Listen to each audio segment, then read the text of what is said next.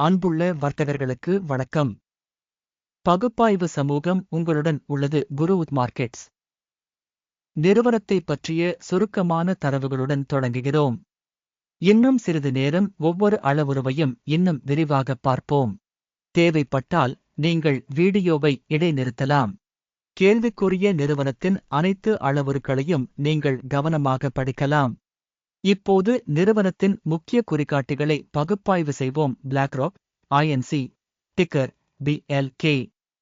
April 12, 2025 இன் தற்போதைய தரவுகளின் அடிப்படையில் மதிப்பாய்வு உருவாக்கப்பட்டது. வகைப்பாட்டின்படி குருவுத் மார்க்கெட்ஸ் நிறுவனம் BlackRock INC துணைப்பிரிவைச் சேர்ந்தது. இன்வெஸ்டர்ஸ் 77 நிறுவனங்கள் மதிப்பீட்டில் பங்கேற்கின்றன. இது மிகவும் பிரதிநிதித்துவம் வாய்ந்தது.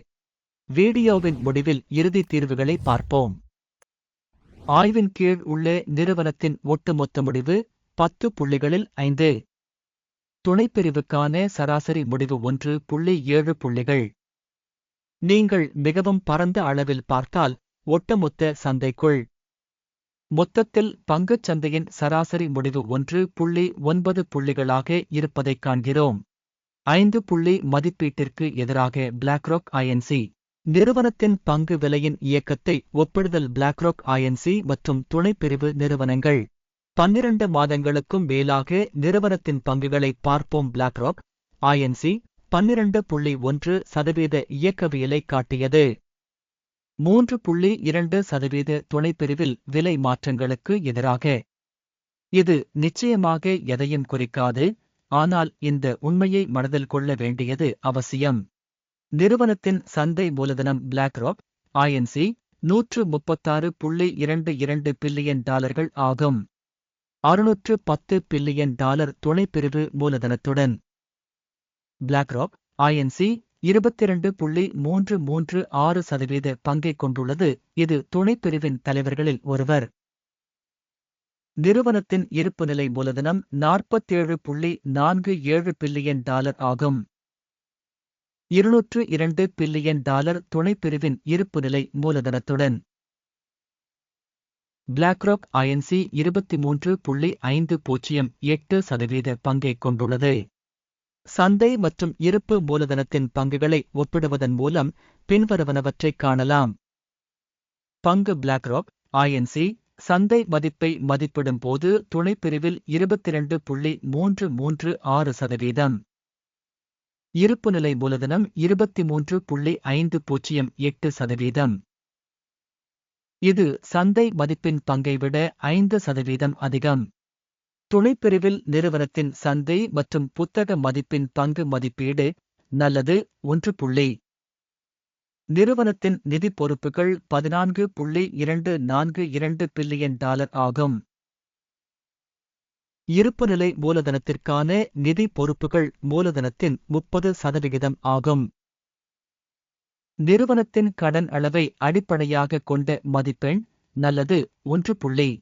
நிறுவனத்தின் சந்தை மதிப்பின் சமநிலை அதன் லாபத்திற்கு 21.4க்கு ஒத்திருக்கிறது. 29.8 என்ற துணைப்பிரிவில் சராசரியாக. இது துணைப்பிரிவை விட 28% குறைவாகும். துணைப்பிரிவின் நிறுவனங்களுடன் ஒப்பிடுகையில் நிறுவனத்தின் பங்குச் சந்தை மதிப்பை அதன் லாபத்திற்கு மதிப்பீடு செய்தல் நல்லது 1. கடந்த 12 மாதங்களில் லாபம் $6,369 மில்லியன். வரவிருக்கும் 12 மாதங்களில் முன்னோக்கி வருவாய் $7,613 மில்லியனாக இருக்கும் என்று எதிர்பார்க்கப்படுகிறது. இது தற்போதைய தருணத்தை விட 19.5% அதிகம். துணைப்பிரிவுடன் ஒப்பிடுகையில் எதிர்பார்க்கப்படும் எதிர்கால லாப குறிகாட்டிகளின் மதிப்பீடு நல்லது 0.5 புள்ளிகள். நிறுவனத்தின் விலையிலிருந்து வருவாய் சமநிலை 6.5 ஆகும். 4.7 என்ற துணைப்பிரிவு சராசரியானது துணைப்பிரிவு சராசரியை விட 38% அதிகம். துணைப்பிரிவில் உள்ள நிறுவனங்களின் குறிகாட்டிகளுடன் ஒப்பிடுகையில் அதன் வருவாய்க்கு நிறுவனத்தின் சந்தை மதிப்பின் குறிகாட்டிகளின் மதிப்பீடு பொறுத்துக்கொள்ளக்கூடியது -0.5 புள்ளிகள். கடந்த 12 மாதங்களில் வருவாய் $20,870 மில்லியன். வரும் 12 மாதங்களுக்கு முன்னோக்கி வருவாய் $24,950 மில்லியனாக இருக்கும் என்று எதிர்பார்க்கப்படுகிறது. இது தற்போதைய தருணத்தை விட 20% அதிகம். துணைப்பிரிவில் உள்ள நிறுவனங்களின் குறிகாட்டிகளுடன் ஒப்பிடுகையில் கணிக்கப்பட்ட எதிர்கால வருவாய் காட்டி மதிப்பீடு நல்லது 0.5 புள்ளிகள். விளிம்பு 30.5%. துணைப்பிரிவில் சராசரியாக 15.7%. துணைப்பிரிவு சராசரிக்கும் நிறுவனத்தின் செயல்திறனுக்கும் உள்ள வித்தியாசம் 14.8%. துணைப்பிரிவில் உள்ள நிறுவனங்களின் குறிகாட்டிகளுடன் ஒப்பிடுகையில் லாப மதிப்பீடு நல்லது 0.5 புள்ளிகள்.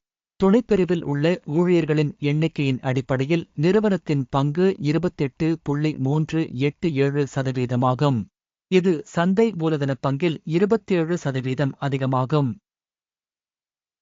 இந்த உண்மை நிறுவனத்தின் சந்தை விலையில் உள்ள ஏற்றத்தாழ்வை பிரதிபலிக்கிறது. BlackRock, INC மாறாக குறைத்து மதிப்பிடுவதை நோக்கி. ஒரு நிறுவன ஊழியரின் சந்தை மூலதனத்தின் அளவு $6,456,000 சமம் மற்றும் துணைப்பிரிவுக்கு $8,206,000. துணைப்பிரிவு சராசரிக்கும் நிறுவனத்தின் குறிகாட்டிகளுக்கும் இடையிலான வேறுபாடு 21.3%.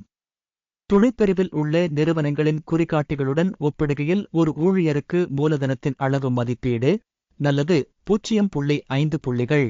ஒரு ஊழியரின் லாபத்தின் அளவு $301.8 துணைப்பிரிவில் சராசரியாக $275.6 மற்றும் துணைப்பிரிவில் உள்ள சராசரிக்கும் நிறுவனத்தின் குறிகாட்டிகளுக்கும் இடையிலான வேறுபாடு 10% ஆகும். துணைப்பிரிவில் உள்ள நிறுவனங்களின் குறிகாட்டிகளுடன் ஒப்பிடுகையில் தனிப்பட்ட பணியாளருக்கு லாப மதிப்பீடு நல்லது 0.5 புள்ளிகள். ஒரு ஊழியருக்கு நிறுவனத்தின் வருவாய் $989,000.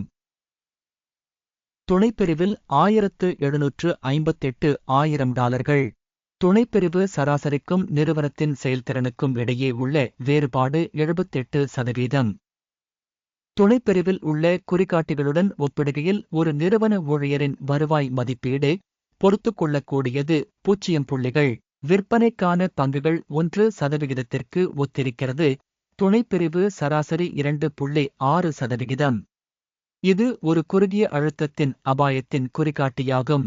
தொழில்நுட்ப காட்டி RSI 14 நிறுவனத்திற்கு 43% அளவைக் காட்டுகிறது. BlackRock, INC. அதே சமயம் துணைப்பிரிவுக்கு இந்த நிலை தோராயமாக 41%. சராசரியாக துணைப்பிரிவின் பத்திரங்கள் பங்குகளைப் போலவே மதிப்பிடப்படுகின்றன. BlackRock, INC. நிறுவனத்தின் பங்குகளின் உண்மையான மதிப்பீடு தோராயமாக $879 ஆகும். நிறுவனத்தின் பங்கு விலைக்கான ஒருமித்த மதிப்பீடு தோராயமாக $1036 ஆகும். உண்மையான மதிப்பீடு மற்றும் ஒருமித்த முன்னறிவிப்பின் இயக்கவியல் தோராயமாக 18%. உங்களுக்கு கிடைக்கும் ஆர்டர்களின் அட்டவணையை பார்ப்போம். இணைப்பு பின்னப்பட்ட கருத்தில் உள்ளது. ஆர்டர் அட்டவணையில் மதிப்பீட்டு தகவல் அமைப்பு மூலம் கொடுக்கப்பட்ட பருவத்தில் எடுக்கப்பட்ட அனைத்து முடிவுகளும் உள்ளன. குருவுட் மார்க்கெட்ஸ். ஆர்டர் அட்டவணைக்கான அணுகல் இலவசம் மற்றும் திறந்திருக்கும் பின் செய்யப்பட்ட கருத்தில் இணைப்பு. நிறுவனத்தின் பகுப்பாய்வின் விளைவாக BlackRock, INC. தகவல் மற்றும் குறிப்பு அமைப்பு குருவுட் மார்க்கெட்ஸ் பின்வரும் முடிவு எடுக்கப்படுகிறது. இந்த வீடியோ மேலோட்டமாக இருப்பதால் ஒப்பந்தத்தை திறக்க வேண்டாம். இந்த வீடியோவை பார்த்ததற்கும் தகவல் அமைப்பை பயன்படுத்தியதற்கும் பார்வையாளர்களுக்கு மிக்க நன்றி. குருவுட் மார்க்கெட்ஸ். நீங்கள் உண்மையில் உலகம் முழுவதும் சிறந்த பார்வையாளர்கள்.